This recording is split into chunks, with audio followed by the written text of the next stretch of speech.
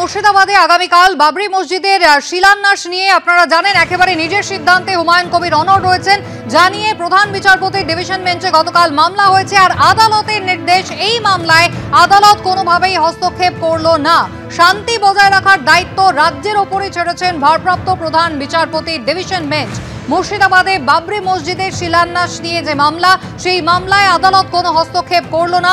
শান্তি বজায় রাখার দায়িত্ব রাজ্যের ওপরে ছেড়েছে ভারপ্রাপ্ত প্রধান বিচারপতির ডিভিশন বেঞ্চ। গতকালই মামলা দায়ের হয়েছিল প্রধান বিচারপতির ডিভিশন বেঞ্চে এবং এই মামলায় আদালত কোনো হস্তক্ষেপ করল না। শান্তি বজায় রাখার দায়িত্ব রাজ্যের ওপরেই ছেড়েছেন ভারপ্রাপ্ত প্রধান বিচারপতির ডিভিশন বেঞ্চ। দেখো, প্রথমেই তোমাকে বলবো যে যারা এই মামলা করেছিলেন তাদের আইনজীবীদের সওয়াল ছিল যে ওইখানে যেন কোনো রকম ভাবে সম্প্রীতি বিনষ্ট না হয় এবং কোনো ধরনের অশান্তি না হয়, রাজ্য সরকার যেন সেটা সুনিশ্চিত করে। এর পরবর্তী ক্ষেত্রে তোমাকে বলবো রাজ্যের তরফে অ্যাডভোকেট জেনারেল তার বক্তব্য ছিল যে ওই এলাকায় আইন শৃঙ্খলা নিয়ন্ত্রণে রাখবার জন্য, শান্তি বজায় রাখবার জন্য যে পরিমাণ বাহিনীর প্রয়োজন রাজ্য সরকারের তরফ থেকে ইতিমধ্যেই সেই পরিমাণ বাহিনী মোতায়েন করা হয়েছে এবং রাজ্য এটা সুনিশ্চিত করছে যে ওই এলাকায় কোনো ধরনের অশান্তির পরিবেশ তৈরি হবে না। এরপর কেন্দ্রীয় সরকারের যারা আইনজীবী ছিলেন তারা বলেন যে এর আগেও মুর্শিদাবাদে যে ঘটনা ঘটেছিল তার প্রেক্ষিতে আদালতের নির্দেশে ইতিমধ্যেই ওখানে 19 কোম্পানি কেন্দ্রীয় বাহিনী মোতায়েন আছে। ফলে সেখানে কেন্দ্রীয় বাহিনীর যা কাজকর্ম থাকে, কেন্দ্রীয় বাহিনী আইন শৃঙ্খলা নিয়ন্ত্রণে রাখবার জন্য সেই কাজকর্ম কেন্দ্রীয় বাহিনী করছে। এরপর কলকাতা হাইকোর্টের মাননীয় ভারপ্রাপ্ত প্রধান বিচারপতি তিনি বলেন যে ফলে এই মুহূর্তে এই মামলায় হস্তক্ষেপ করার কোনো রকম প্রয়োজন আছে বলে কলকাতা হাইকোর্ট মনে করছেন না এবং আইন শৃঙ্খলা নিয়ন্ত্রণে রাখবার জন্য এবং এলাকায় শান্তি বজায় রাখবার জন্য এবং ওখানে যাতে কোনো ধরনের গন্ডগোল না হয় সেটা কিন্তু রাজ্য সরকারকে খেয়াল রাখতে হবে। ফলে রাজ্য সরকারকেই ওই এলাকার আইন শৃঙ্খলা নিয়ন্ত্রণের দায়িত্ব এবং শান্তি বজায় রাখার দায়িত্ব দিয়ে এই মামলার নিষ্পত্তি করা হয়েছে। অর্থাৎ মূলত তুমি জানো যে হুমায়ুন কবির আগামীকাল ওখানে বাবরি মসজিদ অর্থাৎ মুর্শিদাবাদের বেলডাঙ্গায় বাবরি মসজিদের যে শিলান্যাস করে বলে ঘোষণা করেছেন এবং সেখানে আগামীকাল যে কর্মসূচি রয়েছে সেই কর্মসূচির ক্ষেত্রে কোনো রকম হস্তক্ষেপ কলকাতা হাইকোর্ট করলো না।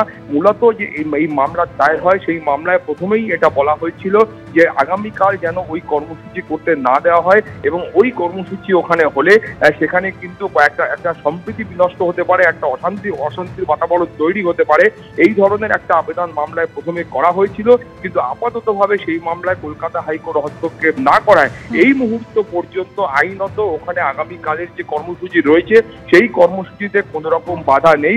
অর্থাৎ হুমায়ুন কবিরের কর্মসূচির বিরুদ্ধে যে মামলা করা হয়েছিল সেই মামলায় কোনো রকম অন্তর্বর্তী নির্দেশ বা কোনো রকম অন্তর্বর্তী স্থগিতাদেশ কলকাতা হাইকোর্টের তরফ থেকে দেওয়া হয়নি। ফলে কলকাতা হাইকোর্টের তরফ থেকে এই মুহূর্তে গোটা বিষয়টা রাজ্য সরকারের উপর এবং রাজ্যের পুলিশের ওপর ছাড়া হয়েছে।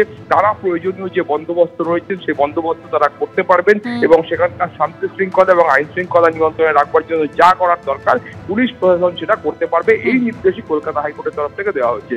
সুমিতা, ধন্যবাদ। রাজ্যের মুখ্যমন্ত্রী, পুলিশ মন্ত্রী, জেলার এসপি, বিভিন্ন থানার ওসি, আইসি, বেলডাঙ্গা থানার আইসি আছে, এসপি সাহেব আছে, বহরমপুর পুলিশ পিডির, রেজিনগর থানা আছে, এত সারা পুলিশ আছে। এখানে ল অ্যান্ড অর্ডার ব্রেক হবে কেন? আমরা নিজে ল অ্যান্ড অর্ডার ব্রেক হতে দেব না, কারো প্রতি কোনো টাচ করতে দেব না। আমরা নিজে আমার 2000 ভলেন্টিয়ার থাকবে, পাশাপাশি পুলিশ প্রশাসন থাকবে। চরম আশঙ্কা করছি কালকে বহরমপুর থেকে পলাশী এই দীর্ঘ 40 কিলোমিটার এনএইচ একদম জাম হয়ে যাবে মানুষের। নিশ্চয় কনস্টিটিউশনের জয়, আমি যে সঠিক রাস্তা আছি তার জয়। মনে করেছেন যে আমি ন্যায় পথে আছি, আমার অধিকার আছে মসজিদ বানানো, তাই ওনারা আমাকে তো আমি ওনারা হাইকোর্টের কাছে যতদিন এর আগেও বিচার পেয়েছি।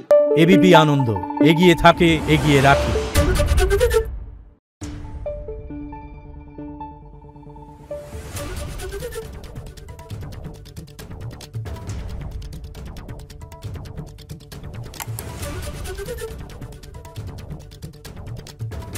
Thank you.